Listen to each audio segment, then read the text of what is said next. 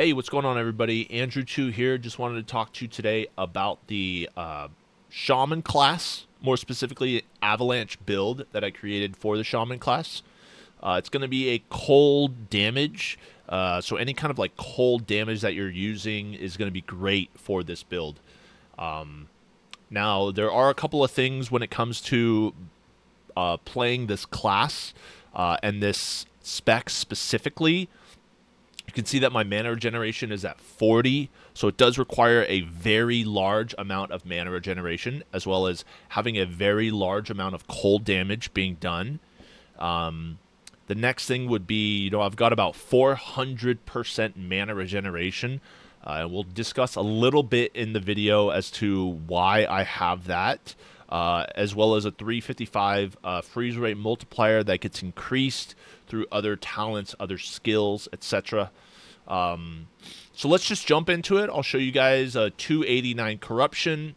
I tried to get up to 300 to showcase this video, but something weird happened with Oribus. I somehow killed him, and I didn't get the required corruption that I expected to get.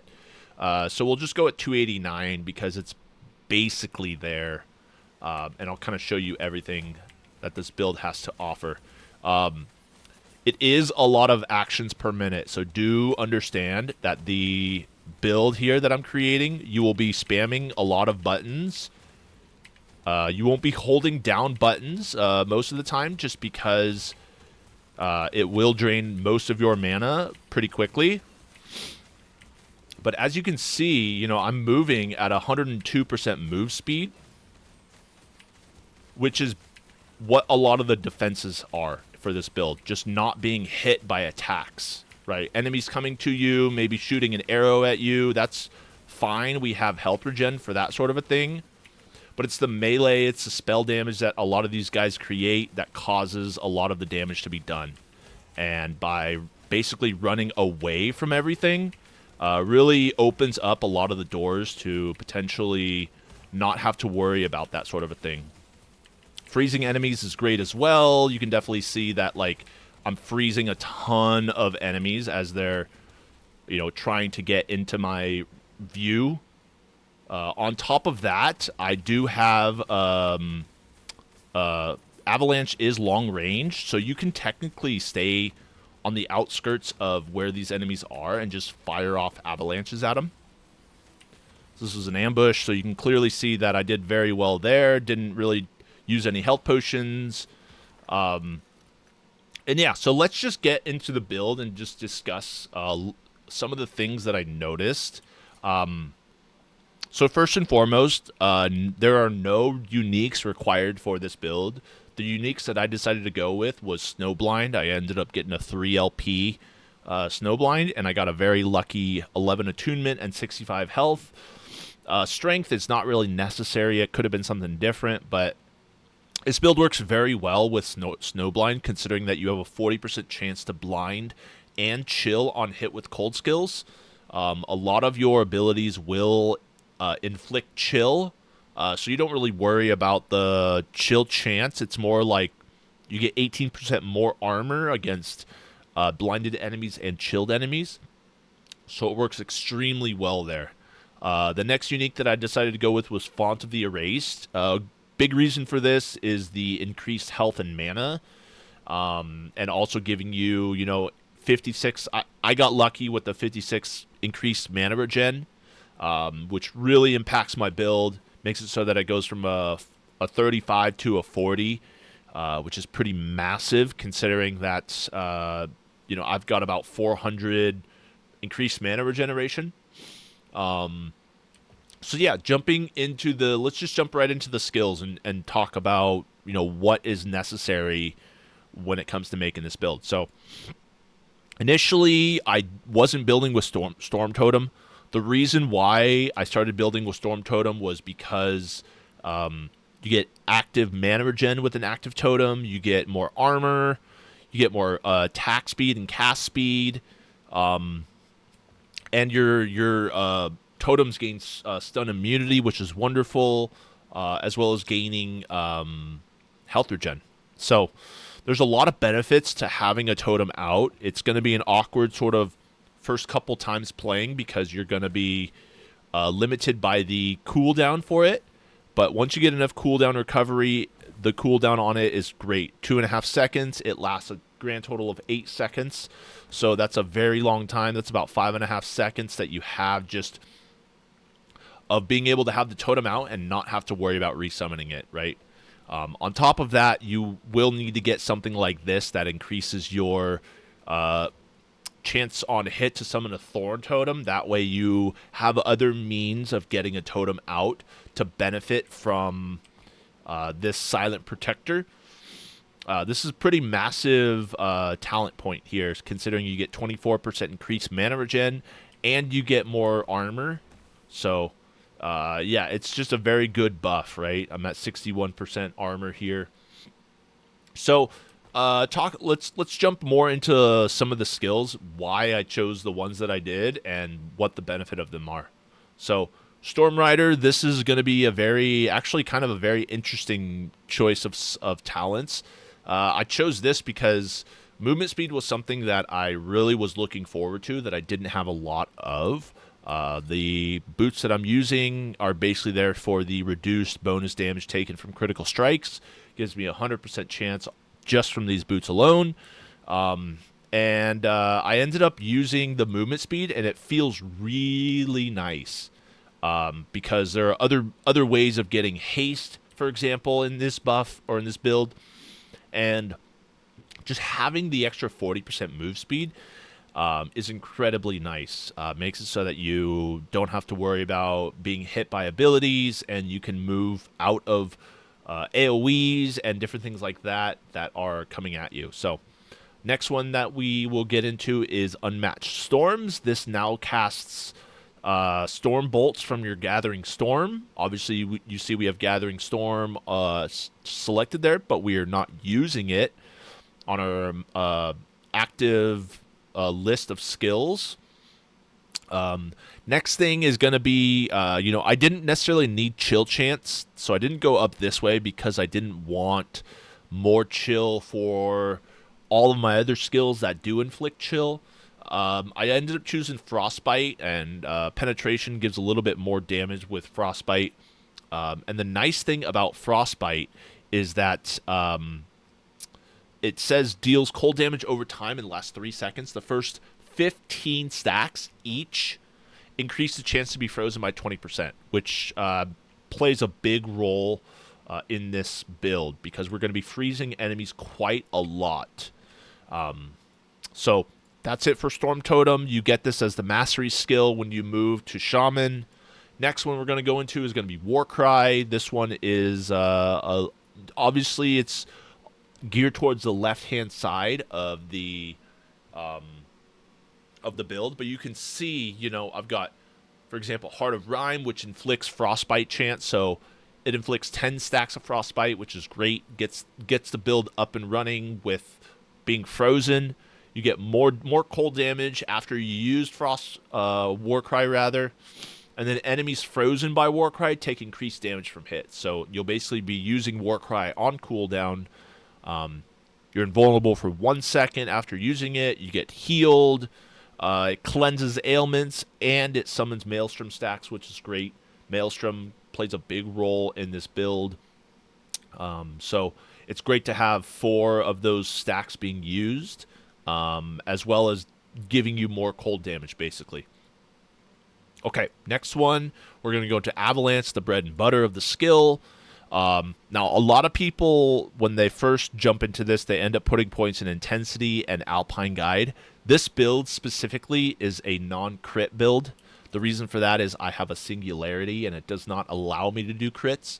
The reason why I decided to go with this was because it was too difficult for me to try to maximize the amount of stats I was getting and put Critical Strike on all my pieces of gear, where instead I could just have this deal good damage, 16% more hit damage, and I don't have to worry about dealing critical strikes. Obviously, critical strikes would be a big, massive buff, but in regards to having all of the mana regen that I have, having all the health regen that I have, armor, resists, etc. It makes it very difficult to try to build around doing crit. So that was my decision as to why I ended up going into non-crit build. So because of that, we get 200% more freeze rate multiplier, so we have a higher chance of freezing enemies with Avalanche, which we're using constantly. You end up changing it to cold damage from physical. You end up having a large boulder leave frozen ground, which is wonderful. With that frozen ground left, you deal more damage done, 20% more, and the effect is doubled for frozen enemies. So you're looking to freeze enemies as often as possible with Avalanche. This one, frozen ground, affects a larger area, gives you more frostbite chance. So when your boulders hit, you have more of a chance to inflict them with frostbite, which in turn gives them more of a chance to be frozen.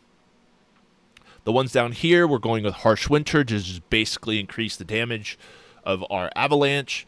More hit damage with the totem active, so that also synergizes very well with Silent Protector. We gain more hit damage, more armor, more mana regen, etc. All that sort of stuff.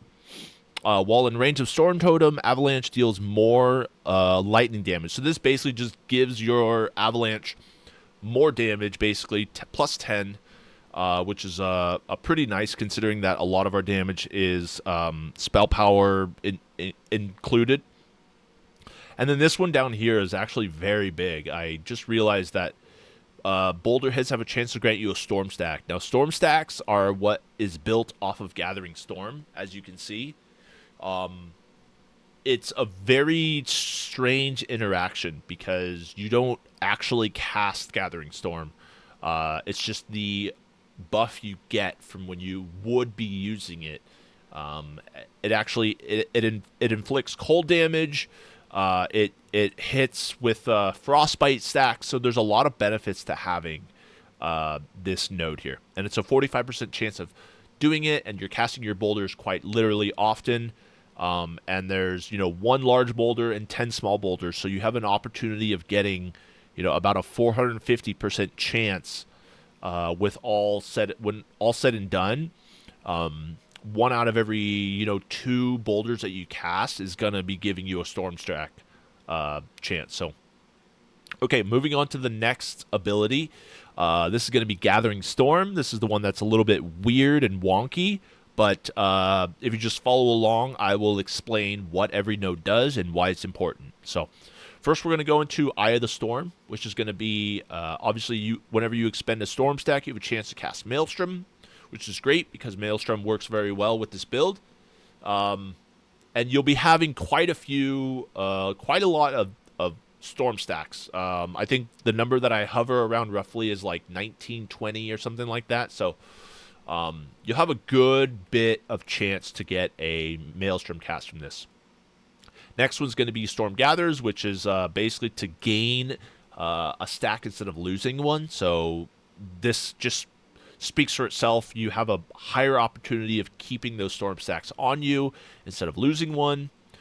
Storm stacks here, chance to expend a Storm stack, cast an additional Storm Bolt at an additional enemy. So more hits are being done there. This one, Lightning Strikes twice. Whenever you hit a boss or rare enemy with Stormbolt, you have a chance to cast it again at the same enemy after 0.25 seconds. So basically just gives you another instance of getting a Frostbite stack or potentially freezing the enemy because the Gathering Storm is converted to cold damage. So any kind of cold damage will have the freeze rate multiplier as well as giving you a chance to freeze the enemy, stacking frostbites, etc.